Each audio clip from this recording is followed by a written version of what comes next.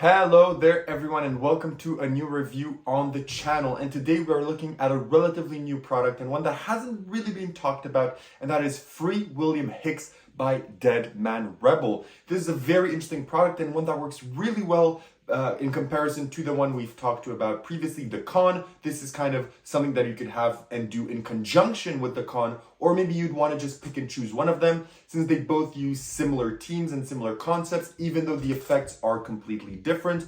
I think a lot of people are going to want to know which one maybe to buy, or if they would want both, if they work together or not. So I'm going to be answering all those questions for you.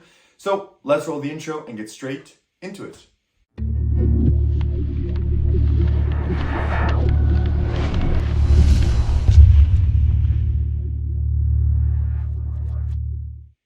Perfect, so decide to stick around, which means you want to learn more about Free William Hicks. So what is Free William Hicks? It's essentially a three-phase routine in which it builds. It goes from two phases of kind of a Monty effect into a free will plot.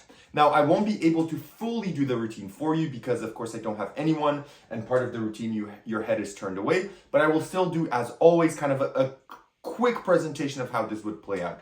So you'd essentially come out with this bag. You would give any presentation that you want. The bag is not necessary. We're going to talk about it in a moment, but I like to have it. You'd give your presentation, your pattern. I will skip over that for now.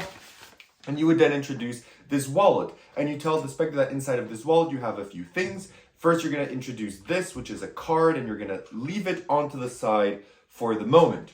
Then you're going to proceed to show them that you also have 3 chips. And you tell them that on the back, all of the chips are the same, but on the front, one is gold, one is red, and one is blue. And they can have a look at that. Okay, then you do your presentation if it's influence, if your presentation is forcing them to choose them, if it's luck, if it's technique, depending, whatever you want, you can choose your presentation.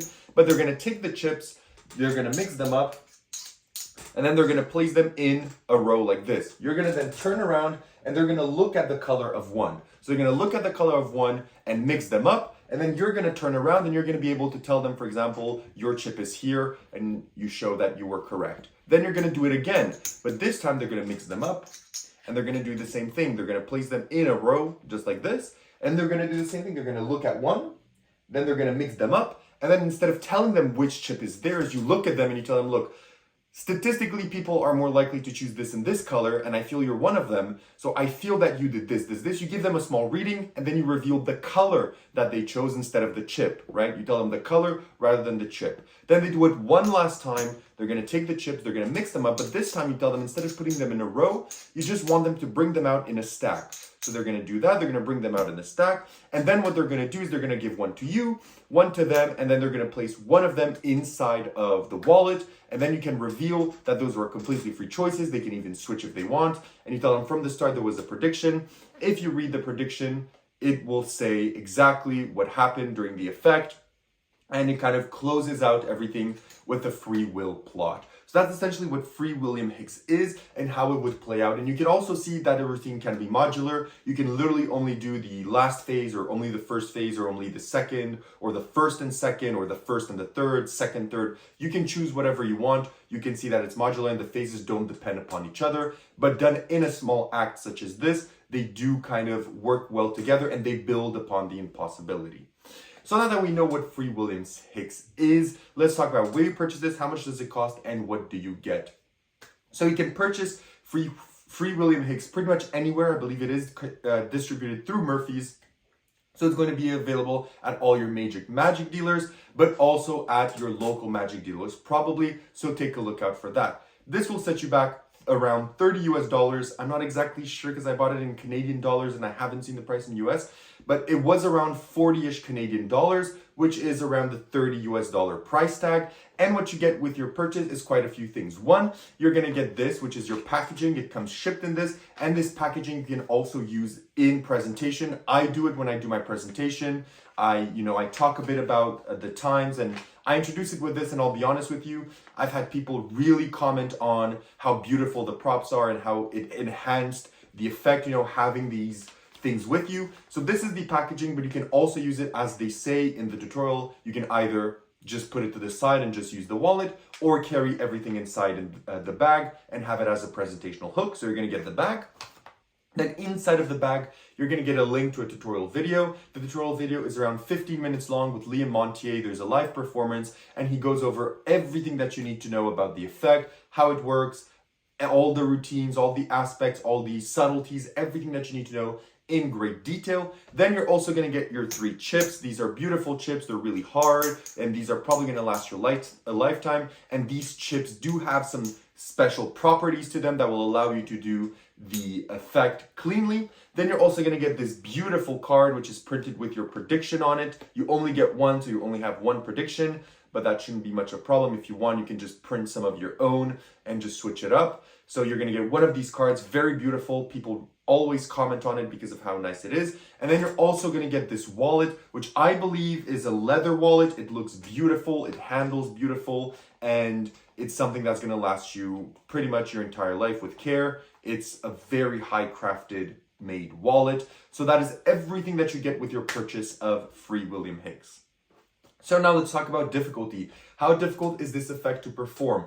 In essence, this effect is a bit harder to perform than the previous one we've looked at, the con, because it has more moving parts. If you want to do the entire routine, it has a bit more moving parts. You do have to make sure that you give correct instructions, and you do have to do certain things in order for the effect to work. So you're going to have, let's say, some good eyesight once you know what you have to look at. The chips are well made to code you as to what you need to know, but I think that if you have really, really bad eyesight, you may not see what needs to be seen if the lights are dimmer, if it's maybe in a fast-paced environment, or maybe if you're stressing or you're panicking and you forgot essentially what you're supposed to do.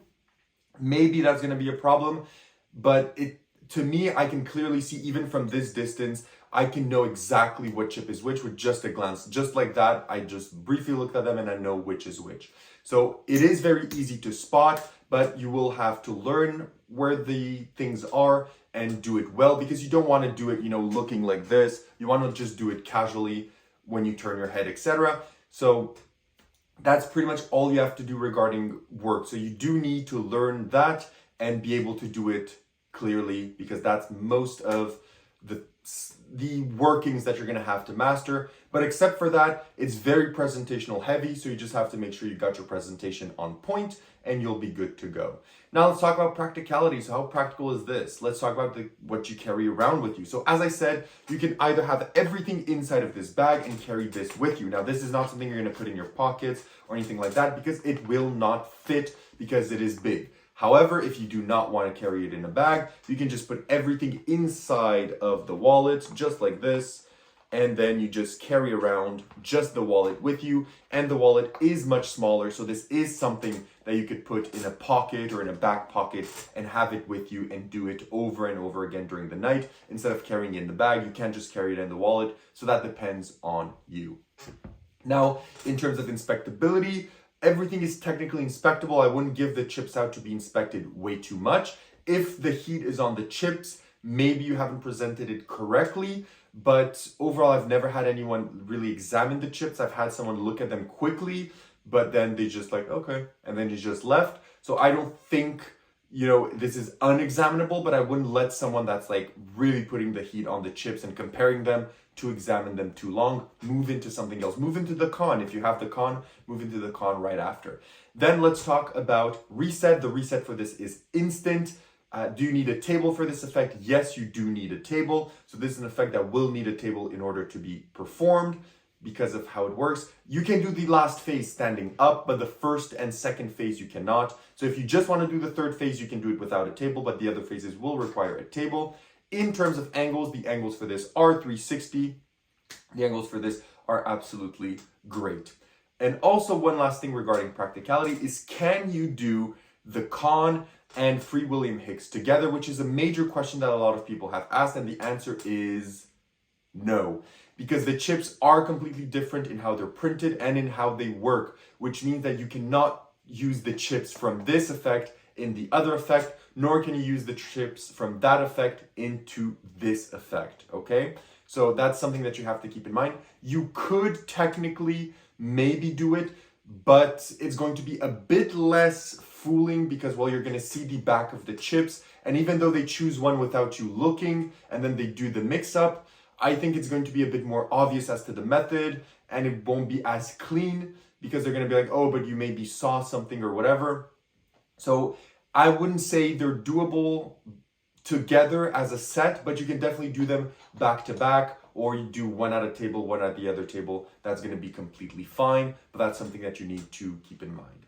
So now, where would you perform Free William Hicks? This is something that works beautifully for close-up, table hopping, but I could see this working very well for parlor as well. Doing a nice presentation with it, doing something very nice.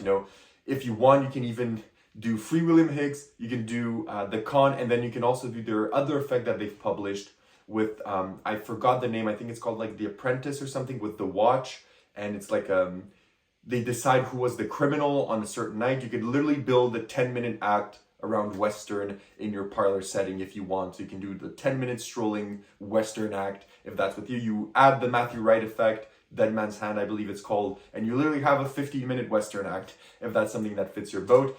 But overall, this is something that can be performed pretty much anywhere as long as you have a spectator. This is not something you're going to do virtually, and also something you're probably not going to do on the biggest of stages. So now that we've talked about all of this, let's get into the positives and negatives. And as always, let's get into the negatives first. So what are the negatives of Free William Hicks? Well, one of the negatives is that if you decide to want to do all three phases, you're always going to need a table in order to do it. So it will probably maybe limit some of your table space and where you do it, because at corporate events where there's a lot of stuff on the table, putting chips in a row, mixing everything up may not be the most comfortable thing for you or your spectator for the method and for the operation of it. So that's something to keep in mind. And lastly, as I said, these are quickly examinable, but if a spectator is determined to look at the chips all together, he may find the secret quicker than you may expect. So for people that are really scared of examinability, be careful that this may not be fully examinable, but I don't think it really needs to be if presented correctly.